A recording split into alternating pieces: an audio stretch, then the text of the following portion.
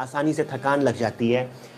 कमज़ोरी महसूस होती है, उनका वेट लॉस बहुत तेज़ी से होने लगता है। और जो सबसे महत्वपूर्ण, सबसे ध्यान देने लायक जो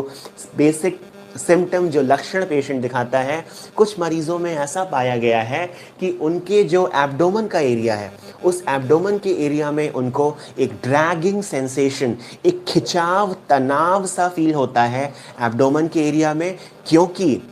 स्प्लीनोमेगैली हो रखी है, एनलार्जमेंट ऑफ द स्प्लीन हो गया है। क्योंकि लाखों की तादाद में जो इमेच्योर WBC हैं वो ब्लड में फैल रखे हैं, और ये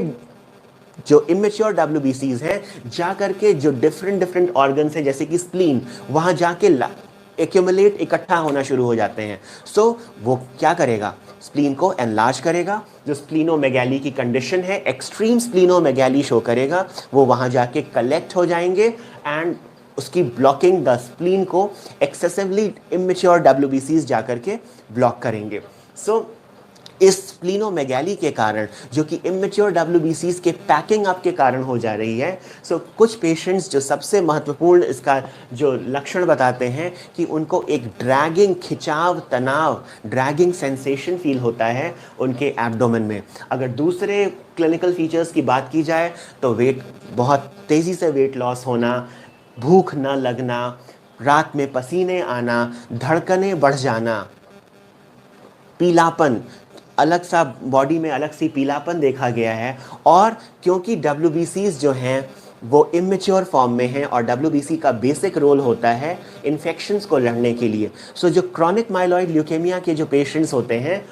उनमें बहुत फ्रीक्वेंट इन्फेक्शंस होते रहते हैं। वो उनकी इन्फेक्शंस को लड़ने की जो इम्यून पावर है, जो उनकी रोग प्रतिरोधक क्षमता है, वो बहुत तेज़ी से उनमें उसमें गिरावट आ जाती है। सो फ्रीक्वेंट इन्फेक्शंस को ये पेशेंट्स प्रीडिस्पोज करते हैं।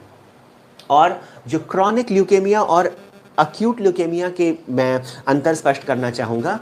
अगर अक्यूट ल्यूकेमिया की बात की जाए तो अक्यूट ल्यूकेमिया में जो WBC सेल्स हैं वो मैच्योर ही नहीं हो पाते हैं, मतलब वो एक्सट्रीमली इमेच्योर फॉर्म में ब्लड सर्कुलेशन में रिलीज हो जाते हैं। अगर इसका विपरीत अगर क्रॉनिक ल्यूकेमिया को देखा जाए, क्रॉनिक ल्यूकेमिया से अगर कंपेयर किया जाए तो इसमें जो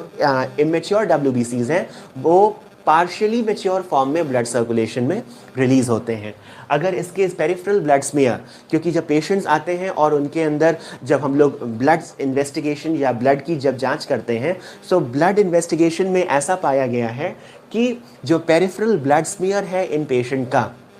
उसमें WBCs की मात्रा अत्यधिक लेवल्स, जैसे नॉर्मल रेंज तो 4000 से 11000 है, मगर इन मरीजों